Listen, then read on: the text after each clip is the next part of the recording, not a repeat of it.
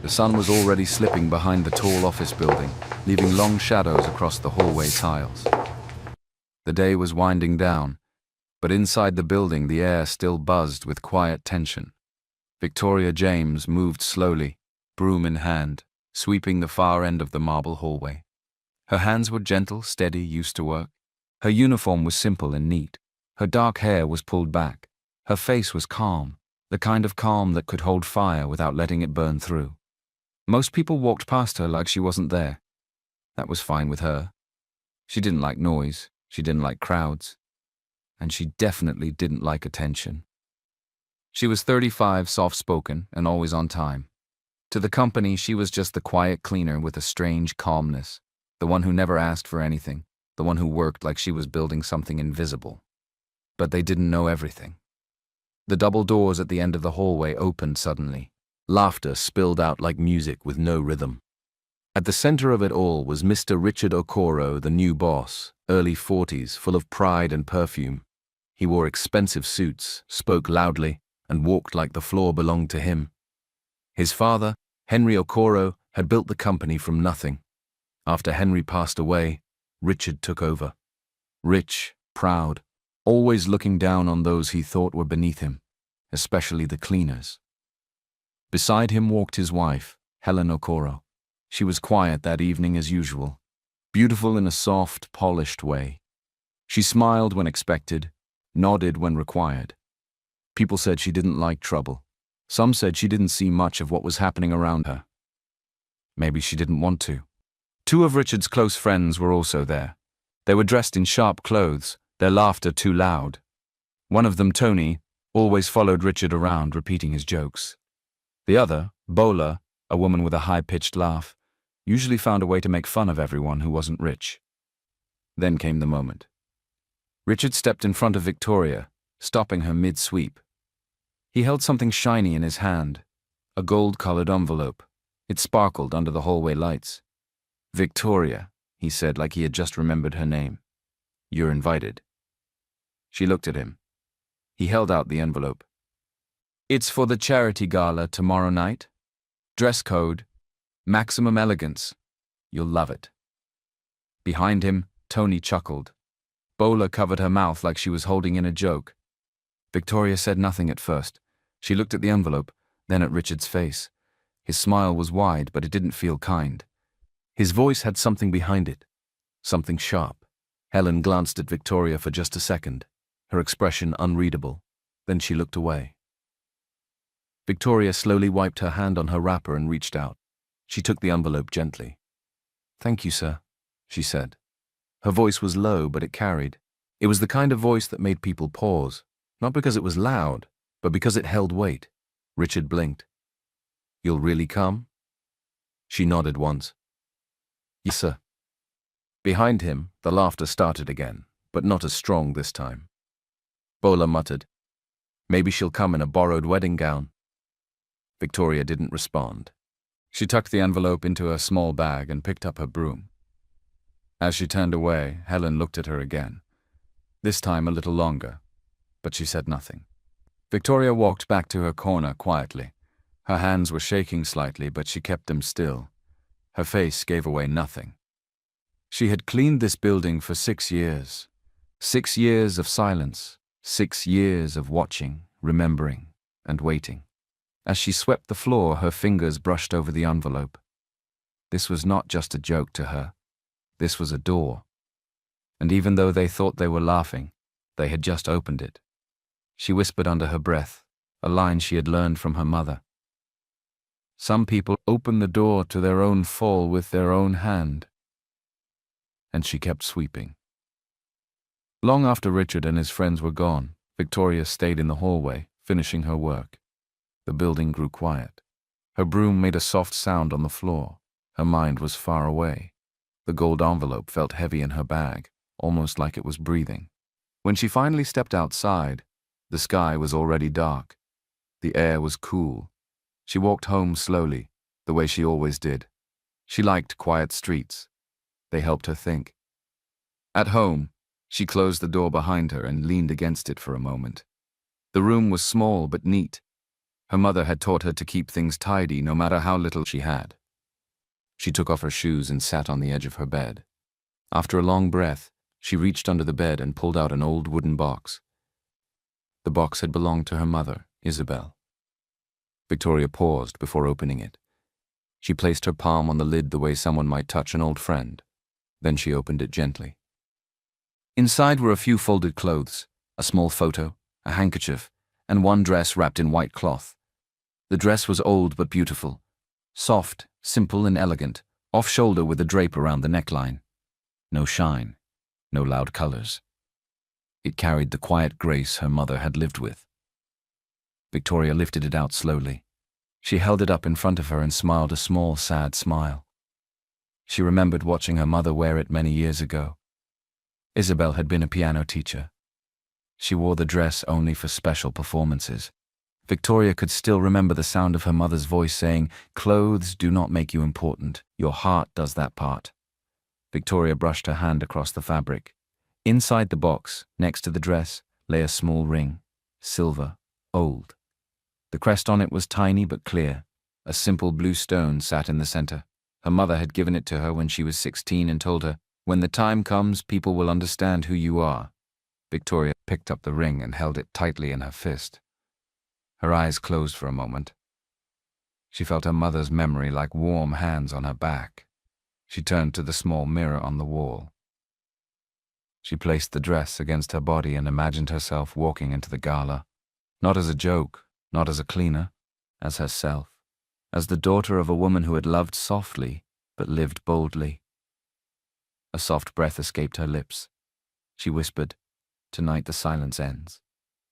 She folded the dress carefully and placed it on her bed. The ring stayed in her hand a little longer. Then she slipped it onto her finger. The fit was perfect. It always had been. Victoria sat down and closed the wooden box. Her heart was steady. She felt a quiet strength rising in her chest, like a flame learning how to stand. Tomorrow would come, and she would be ready. The dress fit perfectly, not tight, not loose, just enough to move freely and still feel strong. Victoria stood in front of the mirror, her eyes steady. She wore small silver earrings and tied her hair back in a soft bun. No makeup, just her face, clear and calm. The ring with the blue stone rested on her finger like it belonged there. Outside, a car waited. It wasn't fancy, just one she had borrowed from a kind neighbor who didn't ask questions. She sat in the back seat quietly, her hands folded in her lap. The drive to the gala felt slow and fast at the same time. Her heart beat steady. She had already cried all the tears she needed over the years. Now there was only focus. When they reached the entrance of the event hall, the place was glowing. Lights everywhere. Expensive cars lined the front. People in gowns and suits walked up the red carpet, laughing and taking photos. As Victoria stepped out of the car, the wind caught the edge of her dress and lifted it gently. She walked forward slowly, calmly, her eyes on the door ahead. Every step was sure. Every step was quiet power. Then the whispers started. "Wait, is that... She looks familiar. Is that the cleaner from the office? Look at her." Phones started to come out. Flashbulbs popped, heads turned. Some faces frowned in confusion, others widened in surprise. One man's wineglass almost slipped from his hand. Inside the hall, Richard was standing near the center, holding a glass of champagne. His friends were around him, smiling and talking until one of them tapped his shoulder and pointed. Richard turned. His smile froze for half a second. Victoria was walking in slowly, not smiling, not angry, just calm. Her dress moved softly as she stepped across the floor. The lights touched the silver thread in the fabric. The ring on her finger caught the light too. People turned fully now. Some stared with open mouths. A few stepped back to make space. Others leaned closer to whisper things they didn't even understand. Richard's face tightened for a moment. Then he smirked. He raised his glass and spoke loud enough for everyone to hear. "Ladies and gentlemen, a surprise guest," he said. "Let's welcome our dear cleaner Victoria." Laughter broke out in some corners of the room. Not all, just a few places. But Victoria didn't flinch. She didn't laugh. She didn't cry. She didn't hide. She just stood there, tall and still, looking at Richard like she could see through him. Someone near her muttered, "She looks like someone important." Another whispered, "She doesn't even look nervous." Victoria looked around the room slowly, then met Richard's eyes. "Thank you for the invitation," she said softly. "I came." There was no anger in her voice, just calm. People started looking at her differently now. It wasn't just the dress. It wasn't just the way she walked in. It was something deeper, something quiet but strong. The way she carried herself like she had every right to be there, and more. Richard's smirk faded slightly, but he didn't say anything else. He turned his back and took another sip from his glass. Victoria stepped further into the hall. She didn't need a spotlight. She was the spotlight. And the room had already begun to shift. She did not walk fast. She did not walk slow. She simply walked like she had nowhere to prove herself, but every right to be there. Her head was up, her back straight. She passed one group of women dressed in glitter and perfume. Their heels clicked on the tiles as they turned to face her. One of them, with long eyelashes and gold earrings, narrowed her eyes. "Is that the gown she came in?" she whispered, not quietly enough. Another woman looked her up and down. "It looks vintage," she said, dragging the word. The first woman took a step forward. Her smile was sweet, but the tone wasn't. "Hi, dear. Your dress is interesting. Is it borrowed?" A few people nearby turned to listen. Victoria stopped walking. She looked at the woman and gave a small nod. Not cold, just honest. "No," she said. "It's not borrowed. It belonged to my mother." The woman blinked. "Oh, I see." Victoria looked at her gently but clearly. She wore it the last time she went to a hall like this, for a piano performance. A pause. Someone nearby murmured, "She said her mother? A pianist?" Another voice added, "That dress is actually kind of elegant." The woman in gold earrings stepped back a little, unsure what to say next. She opened her mouth, then closed it. Victoria gave a soft smile, then turned and walked on. More eyes followed her now, but the tone had changed. People weren't just staring. They were watching, studying. Whispers moved through the hall like slow smoke. "She's not acting like she's afraid. Did you see the ring on her finger? She doesn't look like a cleaner anymore. She looks like someone." Even the ones who had laughed earlier were now quiet, holding their drinks tighter, unsure where to look. At the far end of the hall, Richard stood near the stage. He had noticed the shift. His jaw tightened slightly, but his smile stayed fixed. He turned to one of his friends and muttered something under his breath. Victoria saw it. She saw everything. But she didn't react. She just kept walking. She passed the food tables. The chandeliers above her threw soft light on her face. Someone stepped aside to let her pass. Another nodded quietly in her direction. And still, Victoria said nothing more. She didn't need to. The air in the room was already different. Victoria reached the center of the hall. The music was playing softly now. Waiters moved around with trays of drinks.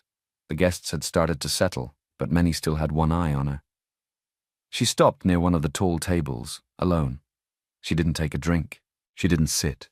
She stood there like she was waiting for something, but not in a nervous way. It was the kind of waiting that comes with knowing your time will come. Across the room, Richard was watching. He saw the whispers, the tilted heads, the small nods people were giving her now. He saw the way the room had shifted since she arrived. He gave a dry laugh and clapped his hands loudly to get attention. "Ladies and gentlemen," he said, stepping toward the center, "let's take a moment to appreciate someone special among us tonight." People looked up. A few clapped politely, unsure why.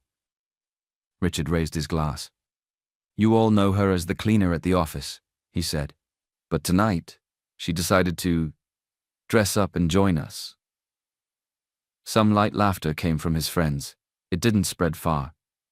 Victoria didn't move. Richard turned toward her with that same sharp smile. "Please remind us again. What name should we call you tonight?" The room waited. Victoria took one step forward. Her voice was steady, not loud, but every word was clear. "My name," she said, "is Victoria James Okoro." Silence. Total silence. Someone dropped their fork. A glass clinked gently on a table. Even the music in the background seemed to fade. Richard's face froze. The name hung in the air like thunder before the rain. Victoria raised her left hand slowly and showed the ring on her finger. The small blue stone caught the light. The crest was visible now to anyone paying attention.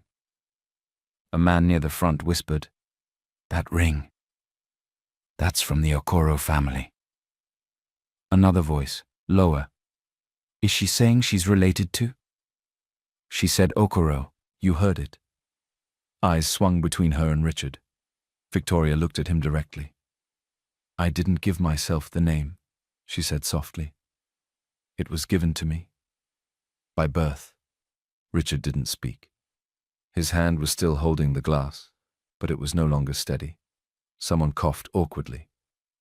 Another guest shifted in their chair. People were no longer pretending to smile. The power in the room had moved. It wasn't with Richard anymore. It was standing right there in a quiet gown, under a simple light, wearing a ring that carried history. Victoria lowered her hand. She didn't explain. She didn't rush. She didn't beg anyone to believe her. She just stood still, like her presence was enough. Because it was. And the room had finally started to understand that. People looked from her face to the ring on her finger, then back again, trying to understand what they were witnessing. Richard opened his mouth like he wanted to speak, but no words came out. Victoria took another slow breath. Her fingers touched the ring gently, almost like she was reminding herself she belonged there. She looked around the room. "Some of you knew my mother," she said quietly. "Her name was Isabel James. She was a piano teacher." A few older guests nodded. Someone whispered, "Yes, I remember the name." Victoria continued, her voice steady. "Many years ago, she met Henry Okoro." The room reacted immediately. Heads turned, shoulders stiffened. Someone gasped softly. Victoria kept going. They loved each other, not for money, not for show, just simple love. Her eyes shifted to Richard. His face had become tight, almost frozen. "My mother did not force him," she said. "She did not chase him. They were together for 5 years, quietly, kindly, and I was born from that love." Someone near the front whispered, "She is saying she is Henry's child." Another voice followed.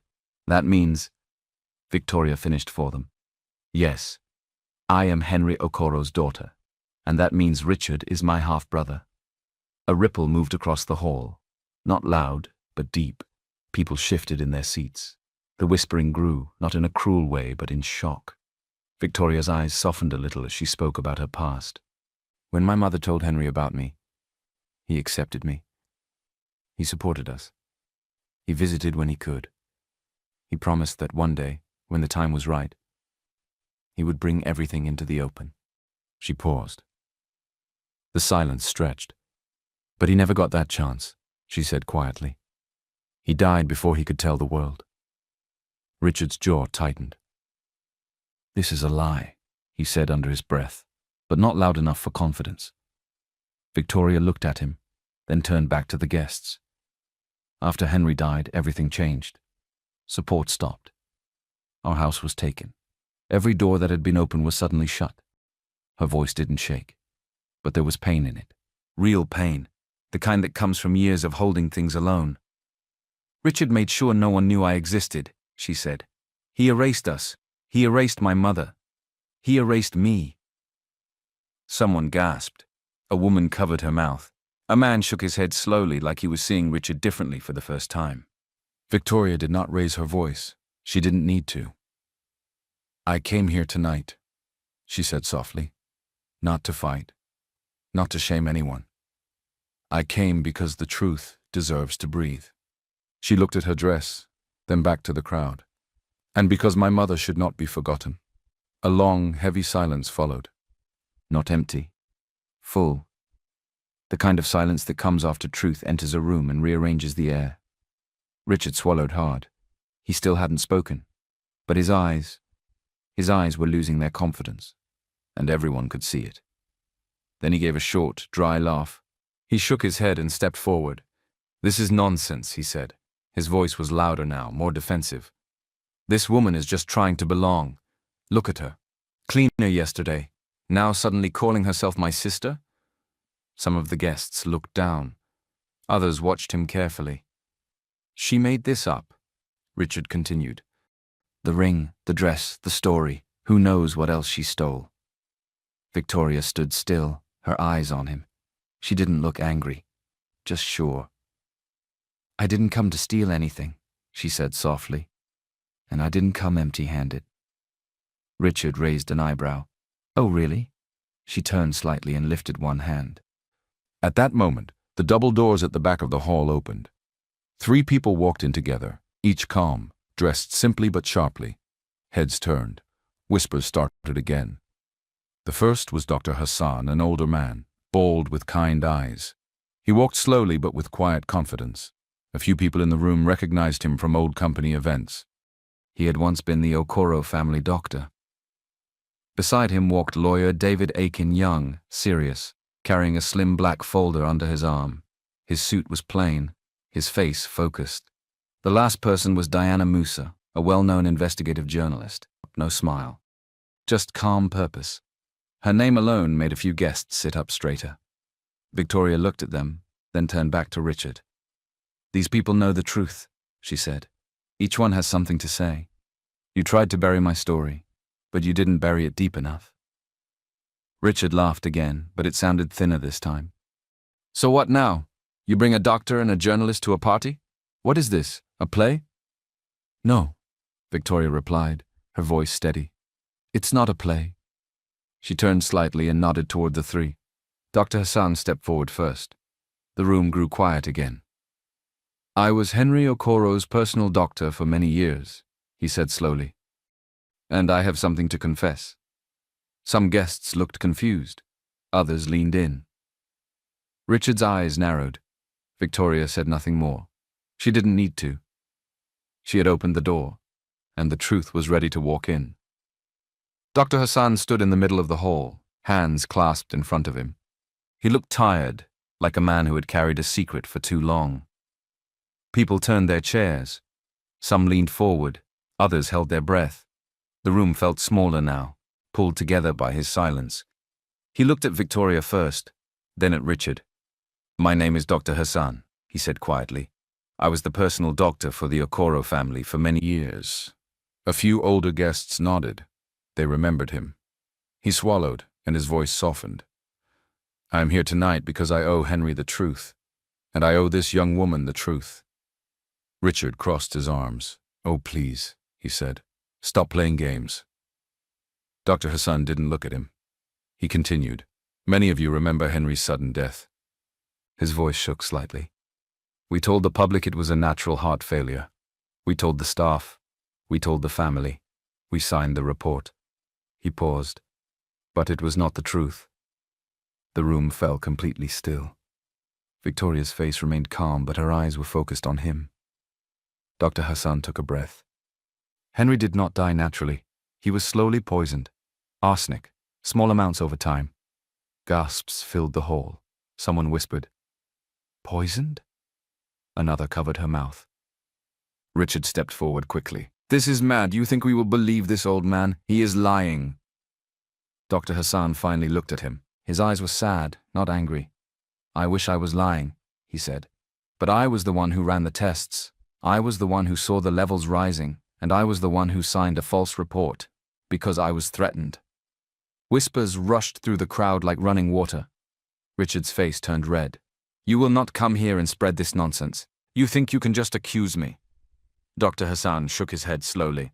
"I am not accusing. I am confessing. You came to my house. You told me to change the report. You said if I spoke a word, you would destroy my career. You would hurt my family." His hands trembled, and I was afraid. "So I did what you asked." Victoria watched him with steady eyes. It wasn't triumph. It was pain mixed with understanding. Dr. Hassan looked at her. "I am sorry. I should have protected your father. I should have protected you and your mother. Instead, I helped bury the truth." The room felt cold now, heavy. No one laughed. No one smiled. Even the music in the background sounded wrong. One guest whispered, "If this is true, then Richard." Another finished. He knew. He covered it. Richard opened his mouth again, but the words didn't come out clean. "She paid you. She paid him. All of you. This is a setup." But even he didn't sound sure anymore. Dr. Hassan lowered his head. "I have carried this for too long. Tonight I speak because silence has already done enough damage." He stepped back slowly. Victoria closed her eyes for a moment, like she was letting her heart settle. The truth was out, and the hall would never be the same again. No one clapped. No one laughed. People just sat there trying to take in what the doctor had said. The words were heavy. The silence was heavier. Richard stood stiffly, arms crossed, his jaw tight. His face had gone pale, but he was still trying to look like he was in control. Victoria stepped forward slowly. Her heels made a soft sound on the marble floor. She looked around the room, then at Richard. "You said this was all a setup," she said gently. "That we made it up." He didn't reply. She reached into her small purse and pulled out her phone. "I didn't only bring words tonight," she said. "I brought proof." A few people leaned forward. Some guests turned in their chairs. Others looked at Richard, waiting to see his reaction. Victoria walked over to the sound technician at the side of the hall. She whispered something and he nodded. A few taps on the screen, and the room's sound system went quiet. Voice came through the speakers. Not Victoria's voice, Richard's. His voice, clear and sharp, filled the room. "You know what to do, doctor. Change the report. Write something clean, I don't care how you do it." A pause. "But if you open your mouth again, I swear I will bury you. Think about your license. Think about your family." The words echoed, slow, cold, real. A loud gasp came from the center of the hall. Someone muttered, "My God." Another voice said, "That's him. That's his voice." All eyes turned to Richard. Didn't move. Helen, standing not far from him, looked stunned. Her mouth parted slightly. Her eyes were locked on her husband. She shook her head once, barely breathing. "Richard?" she whispered. He looked at her, but said nothing. Victoria's voice came again, quiet through the microphone. "This recording was taken 3 years ago. The doctor kept it. He was too scared to speak, but he never deleted it." She stepped back and faced the guests. "Now you've heard it for yourself." The atmosphere changed. Something in the room broke open. People were no longer guessing, no longer wondering. The truth was no longer a whisper. It was playing from the speakers. Loud. Clear. And it could not be taken back. The last words of the recording faded from the speakers, but the weight of them stayed. Richard still stood in place, but the power around him had changed. Guests looked at him now not with admiration, but with discomfort. Some looked angry. Some looked scared. Many just looked confused, like they couldn't believe the man they once trusted could say those things. Helen stood a few steps behind him, her hands shaking slightly. Victoria stayed calm. She didn't gloat. She didn't smile. Her voice stayed soft as she turned to the guests. "I came here to let the truth speak," she said. And it has. Just then, David Aiken, the lawyer, stepped forward. He held a folder in his hand, slim and neat. His voice was quiet but firm. "My name is David Aiken," he said, "and I represent Victoria James Okoro. I also worked with Henry Okoro in the months before his death." Some guests looked surprised. Others nodded slowly like they were starting to understand. David opened the folder. "This is a copy of Henry Okoro's real will. It was signed and witnessed a few weeks before he died. In this will, Henry named both of his children, Richard Okoro and Victoria James Okoro, as rightful heirs to his company, assets, and estate." He held up a paper. After his sudden death, this will was hidden. A different one was filed, one that removed Victoria completely. Gasps filled the room again.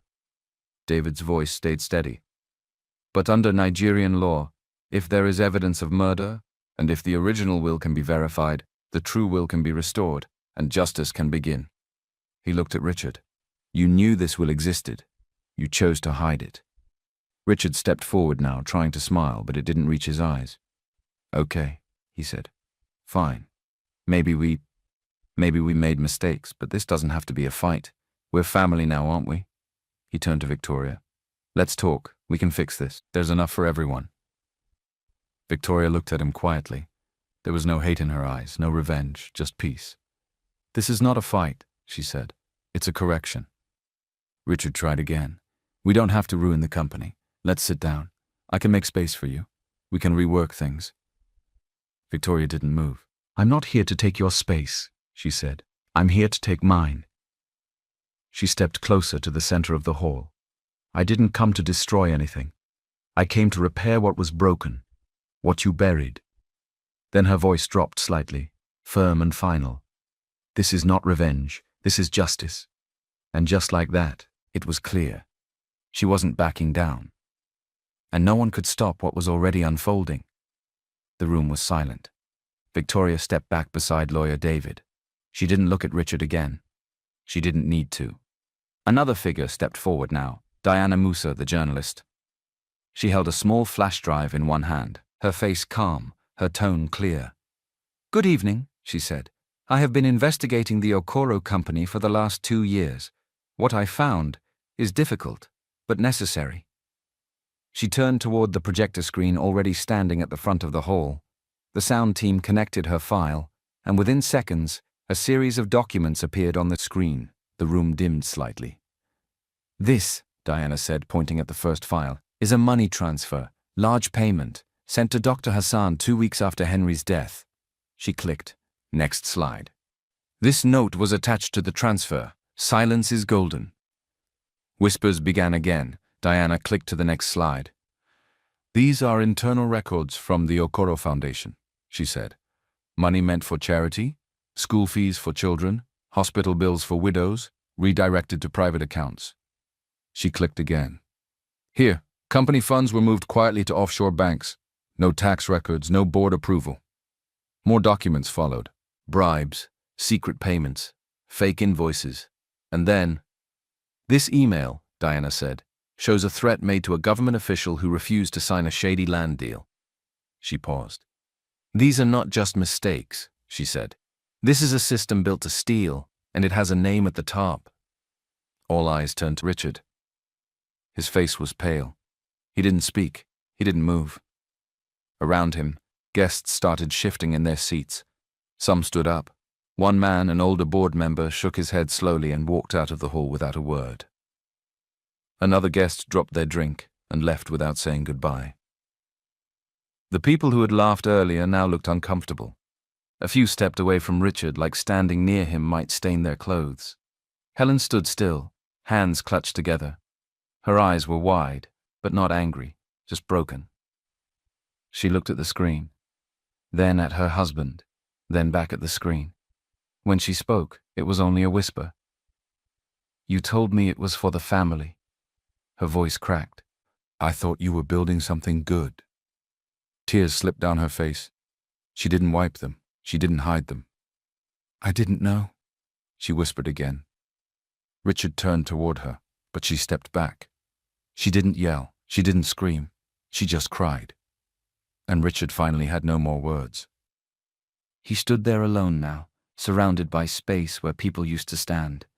The power that had once followed him like a shadow was gone. Only the truth remained, and it stood far taller than him. The hall stayed heavy with silence. Nobody moved. The projector screen went black. Only the sound of slow breathing and soft footsteps remained. Richard stood still in the middle of it all. No one stood beside him now. Helen looked at him, tears on her cheeks, hands still held tightly together. She looked tired, like something inside her had cracked open. Then her phone buzzed. She glanced down and saw the name on the screen. It was their son. She hesitated before answering, then stepped a little away from the crowd and picked up the call. "Hello?" Her voice shook. "Mummy?" The boy's voice said, small and unsure. "I'm here," she replied, her throat tightening. There was a pause on the line. Then his words came softly but clearly. "Is Daddy a bad man?" Helen closed her eyes, her whole body tensed. She couldn't answer. Not right away. Then came another question. Is Dad a killer? The words broke her. Her legs almost gave way. She put a hand on the wall beside her and lowered the phone. She couldn't speak. Her son's voice was still on the line, but she couldn't hold it anymore. Tears rolled down her face. When she finally turned back to Richard, something had changed in her eyes. He stepped toward her slowly. "Helen, please," he said. His voice was low, cracked. "I can explain, you know me. Don't let them turn you against me." But Helen stepped back again. She shook her head. "You used me," she whispered. "You used all of us." Richard looked desperate now. "I did it for the family, for us. We were building something." "You were hiding everything," she said, louder this time. "You lied to our child, to me, to everyone." He reached out for her hand, but she moved away. "I don't know who you are anymore." At that moment, a sound rose outside, faint at first, then clear. Police sirens. Everyone in the hall turned. Lights flashed through the front windows. The room, already tense, went still again. Dr. Hassan stepped forward, his face calm. "I called them," he said. "They deserve to know. And so does the law." The main doors opened. 2 officers walked in, firm, quiet, professional. They approached Richard directly. "Mr. Richard Okoro," one of them said. "You are under arrest for obstruction of justice, financial fraud, and suspected involvement in the death of Henry Okoro." Richard didn't speak. They read him his rights. Then they placed handcuffs on his wrists. Helen watched it happen, eyes wide but dry now. She didn't cry anymore. She had no more tears left in her. The guests stood in silence as the man who once ruled the room was led away. Step by step, past the chairs, past the food tables, past the lights and cameras, past Victoria. She didn't look at him with hate. She simply stepped aside and let him pass. The hall was still. The only sound now was the slow echo of the officers' footsteps as they led Richard out. The man who had once controlled the room, the man who threw power around like it was his birthright, was now in handcuffs. His head was down, his suit was wrinkled, his pride gone. And the same party he had planned to use to shame Victoria had become the stage for his own downfall. Victoria stood near the center of the hall. She didn't move. She didn't cry. She didn't smile. She just stood there, still, strong. There was no hate in her face, no anger, just sadness, deep and quiet. The kind of sadness that comes from knowing how much pain could have been avoided if truth had been allowed from the start. Behind her, some of the guests had begun to whisper again. She didn't even raise her voice. She brought proof. She came prepared. Everything they said about her, it was all wrong. Victoria turned and walked slowly to the microphone that still stood at the front of the hall.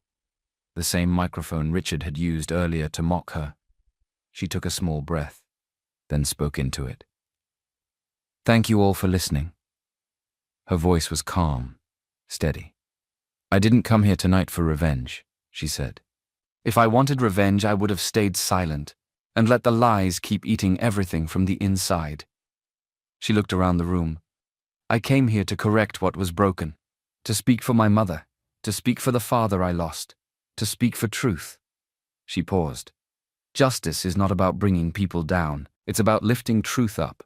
It's about showing that no matter how long lies last, the truth always waits, quietly, patiently, until it's time." Helen was sitting now, quietly crying, her face in her hands. Some guests were still standing, unsure what to do next. Victoria looked toward her, then back to the crowd. "I ask that you don't attack his children," she said softly. "They are innocent. Don't make them pay for what he chose to do." There was something in her tone, firm but full of heart. "And to the people in this company who have worked hard, who stayed honest, who didn't know what was going on behind closed doors, this story is not your shame, it is your strength, because now we can build better." She stepped down from the microphone. The room was quiet, but not cold. Not anymore. It felt different now, like everyone was finally listening, not just hearing. She turned slowly to face the crowd again. Some were sitting, some were standing, some were still frozen in shock, but all eyes were on her. She looked at them with calm eyes. Not proud, not angry, just steady. Class, she said softly, isn't about clothing. It isn't about money. Her voice was quiet, but it carried. It's character. It's how you treat people when you think no one is watching. That's the kind of class that matters. A few people nodded. One woman, who had laughed at her earlier in the night, lowered her head in shame. Victoria didn't call her out. She didn't need to. She looked across the hall, her gaze gentle now. To those of you who treated me with kindness, even when you didn't know who I was, thank you. Her voice caught for a moment, but she kept going. To the staff who smiled at me, to the security man who offered me water when I was tired, to the young intern who once helped me carry cleaning supplies when my back hurt. She smiled slightly. You were never small people. You were the ones who showed me what quiet goodness looks like. She let the moment settle, then looked to the back of the room. I don't want anyone to be punished for simply not knowing the truth, she said. Some of you were misled. Some of you were just trying to survive. Then she took a breath, deep and calm. But now you know, and what you do with that truth is your choice. She turned to Helen, who was still seated. Their eyes met for a second. Victoria gave her a small nod. I know you didn't know, she said. And I don't blame you. Helen looked away, wiping her face with a tissue. Then Victoria stepped back. She looked down at the floor, the same marble she had swept for years, and she smiled quietly. Not because she had won, but because she had survived. She turned without another word and walked out of the hall. Her steps were slow, strong. Not once did she look back. She didn't have to, because now the story was no longer behind her. It was hers to carry forward. She didn't need to stay. She had already said everything with her truth, her calm, and her walk. It had been 6 months. The office building looked the same on the outside. Same tall glass windows, same smooth floors, same logo by the front doors. But inside everything had changed. Victoria sat at the CEO's desk, the same office Richard once ruled from, the same room where power used to feel heavy and cold. Now, it felt calm, warm, human. The walls had been repainted. The heavy gold curtains were gone. On the shelves were no longer awards and wine bottles, but photos of staff, at events, laughing during lunch breaks, holding hands during training. One wall held a picture of Henry Okoro, smiling beside a piano. Next to it was Isabel, Victoria's mother, standing beside her students in a music class. And at the center of the desk, in a simple black frame, was a photo of Victoria holding the hands of 2 women from the cleaning staff, smiling with her whole heart. The door opened gently. Amanda stepped in, holding a file and a cup of tea, her ID badge shining. Meeting in 10 minutes, she said. And I brought your ginger tea. Victoria smiled. You remembered? Amanda grinned. I was trained by the best. They both laughed. Amanda used to be a cleaner, just like Victoria. Now she was her executive assistant. Organized, quick, loyal. She had learned fast, and Victoria never treated her like she was lucky to be there. She treated her like she belonged. How's morale on the 4th floor? Victoria asked, sipping the tea. Amanda nodded. Much better. The new team leader is listening. Staff feel heard now. Victoria smiled again, quietly pleased. Company profits were up, not because of tricks or pressure, but because people worked better when they were treated with fairness and respect. Staff turnover had dropped. Even customers noticed the difference. A new clinic had opened for staff and their families. The man in charge, Dr. Hassan. He had stayed. He said he wanted to give back properly, this time with clean hands. A scholarship fund had launched in Isabel's name. So had a micro-loan program for small businesses run by women. And just last week, the company's board had approved a domestic abuse support fund for staff going through silent pain, the kind no one sees. Victoria stood and walked to the window. The city was busy below, full of cars and life. Behind her, Amanda cleared her throat. One last thing. HR asked what to do with Richard's old office chair, the leather one. Victoria thought for a moment. Donate it, she said. Maybe to a shelter. Somewhere it can actually be useful. Amanda smiled. Done. Victoria nodded, then looked at her reflection in the glass. She wasn't just sitting in a new chair. She had rebuilt something broken, and it was only the beginning. The office was quiet after the meetings ended. Victoria sat alone for a while, looking at the board pinned to the far wall. It was filled with colored notes, names, and plans. Not numbers, not profit charts, just people. She believed in putting people first. The rest would follow. The first note on the board read, "Free clinic. Now open staff family Dr. Hassan in charge." It had been open for 2 months now. Staff could bring their children, their parents, even their neighbors in emergencies. No fees, no long waiting lines, just care. Dr. Hassan had changed too. He still carried the weight of the past, but he used it to do better. He was kind with patients, careful with words, and every now and then he'd pause in the hallway and say softly to Victoria, "Thank you for giving me another chance to do the right thing." The second note read, "Scholarships, Isabel James, fund 30 students already selected." Each time a letter came in from a young girl who had once been told she'd never finish school, Victoria read it with quiet joy. Some students were children of drivers, cleaners, and food vendors. Now they were learning to dream in classrooms, not just survive. The third note was pinned in a soft pink color. Abuse Support Fund. Silent cases deserve loud help. Victoria didn't just want to make speeches about helping women. She wanted real support. The fund was small at first, but powerful. It paid for emergency housing, medical treatment, even legal help, all quiet, all safe. No one's name needed to be known, just their pain, heard and respected. And the fourth note, simple but strong. Micro loans for small business staffers, no interest, trust-based. One cleaner used it to start a small food stall. Another started a tailoring business with her cousin. A driver's wife opened a shop selling baby clothes. Each one had been told it's not possible for years. Now it was possible. Victoria stood and walked over to the board. She placed a new note under the others. It said, "Ideas from staff welcome. No title needed to bring value." Because she remembered how it felt to be invisible. She remembered walking through these same halls with a mop in her hand and a voice in her heart saying, "You are more than this job, but don't lose your kindness." And now, as CEO, she didn't forget where she came from. She just built forward, one life, one change, one quiet decision at a time. The office was still when Diana Musa arrived. She didn't bring a camera crew, just a small voice recorder, a notebook, and her usual calm presence. She had sent the request weeks ago, not sure Victoria would say yes. But she had. Now they sat across from each other in the meeting room, just 2 chairs, a quiet table, and afternoon light streaming through the windows. Victoria wore a plain blouse and a soft smile. Diana clicked her recorder on.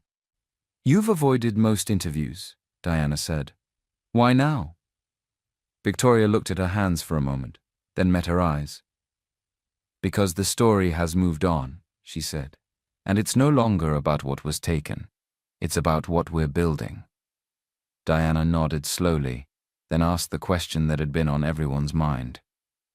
"You had every chance to punish Richard publicly, sue him, destroy what's left of his name. Why didn't you?" Victoria was quiet for a moment. She let the question breathe. Then she replied simply, "Because healing fixes more than hate."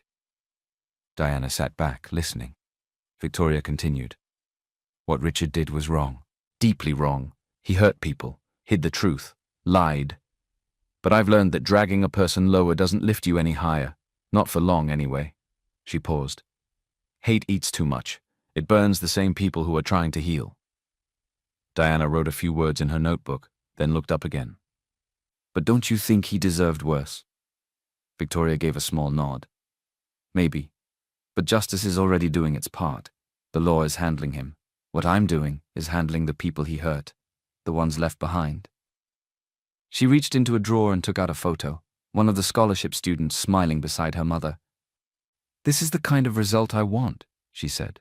"Not revenge, restoration." Diana smiled. "You sound more like a teacher than a CEO," she said gently. Victoria chuckled. "Maybe. Or maybe I'm just someone who has seen what power can do in the wrong hands, and now I want to use mine better.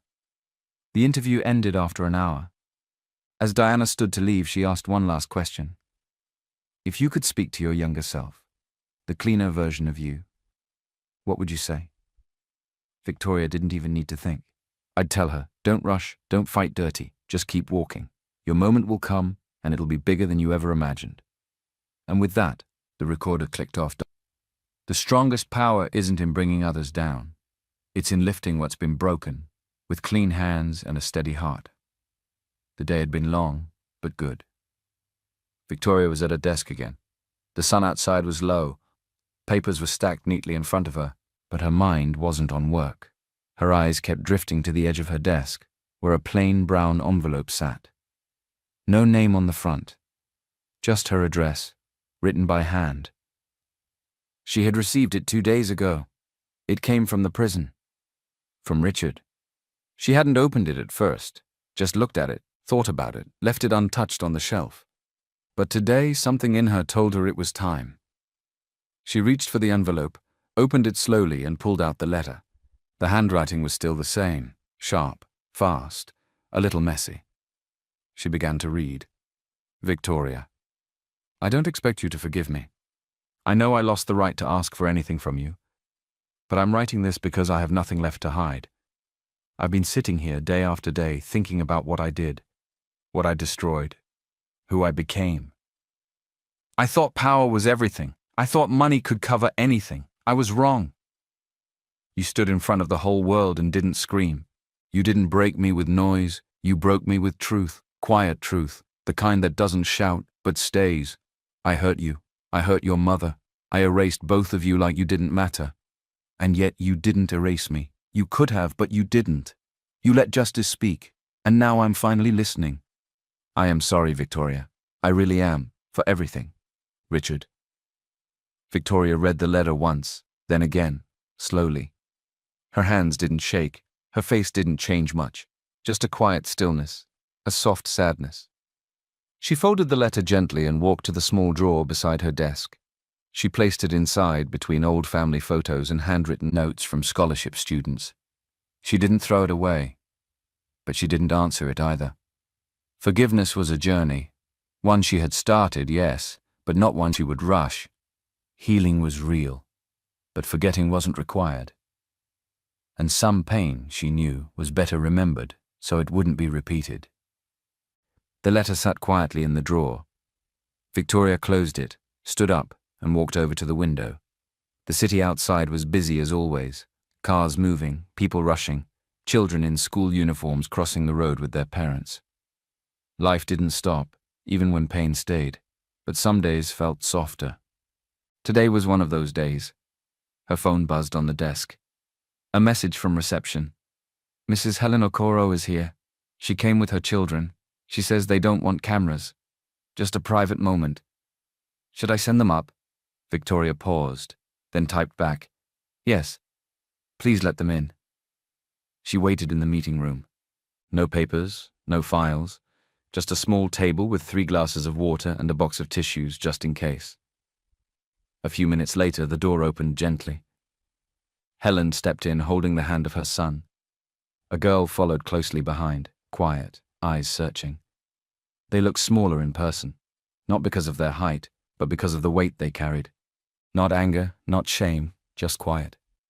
Helen's face was tired but honest. Thank you for seeing us, she said softly. Victoria stood and opened her arms. Without another word, Helen walked in and hugged her. Not tight, not forced. Just 2 women standing in the same truth after everything that had fallen between them. The boy came closer and wrapped his arms around Victoria's waist. She bent down to his level and hugged him too. Then she looked at them all. The children, the woman who had once smiled beside a man she didn't really know. I don't hate you, Victoria said gently. Helen nodded, eyes wet. I didn't know. I really didn't. Victoria touched her arm. I believe you. They sat down together. For a while no one spoke. The little girl leaned against her mother. The boy looked around the room and pointed to a photo of Victoria's mother. Is that your mum? He asked. Victoria smiled. Yes, she was kind, like your mum. The boy nodded slowly. Was she scared? Sometimes, Victoria said, but she stayed gentle, even when people were not. Helen wiped her eyes. I wanted to hate you, she admitted. When everything came out, I was angry, confused. But then I saw how you didn't fight like the rest of them. You didn't throw stones. Victoria's voice stayed calm. The past was poison, she said. Let's grow something clean. Helen reached across the table and held her hand. If there's ever anything we can do, Victoria shook her head gently. Just raise them well, teach them truth, show them how to be kind, even when it's hard. The boy looked up at her. Can we visit you again? Victoria smiled. Anytime. And in that small room, without a crowd, without noise, a new kind of family began to form. The evening was slow. Victoria sat on the couch in her small living room, barefoot, with a warm cup of tea in her hand. The air smelled like the local soup she had made earlier. The windows were open. The breeze was soft. On the floor beside her sat two little girls, legs crossed, heads bent over their books. One was sounding out words, the other was helping her, pointing with her finger and whispering the right sounds. They were sisters, not by blood, but by choice, adopted a few months ago. Both had been through things no child should see. But here, in this house, they were learning to feel safe again. Victoria looked at them for a long time. No one was rushing. No one was shouting. It was just calm. The older girl looked up. Auntie V, can we have ice cream after reading? Victoria smiled. Only if you finish 2 more pages. The younger one giggled and said, She'll finish it fast. She loves ice cream too much. Victoria laughed quietly and took another sip of her tea. The TV was off. Her phone was charging in the other room. Outside, a few neighborhood kids were playing and shouting, but inside, it was peace. She reached over and picked up an old photo album. Inside were pictures of her mother, Isabel, some with a piano, some holding a young Victoria in her lap, some with nothing but quiet smiles and tired eyes. Victoria touched one of the photos gently. She whispered, We made it, Mama. Then she looked back at the girls. Do you know something? What? The older one asked. Victoria leaned back and said softly, Some storms don't come to destroy you. The girls listened, wide-eyed. They come to teach you how to rise. The girls didn't fully understand yet, but one day they would. Victoria looked around the room once more. She felt the stillness, the safety, the softness of a life that had taken time to rebuild. It was never about revenge. It was about restoration. She smiled, small and full. The girls kept reading beside her, safe in their world, and the story finally rested. Not every ending is loud. Some just feel like a deep breath, a healed heart, a home.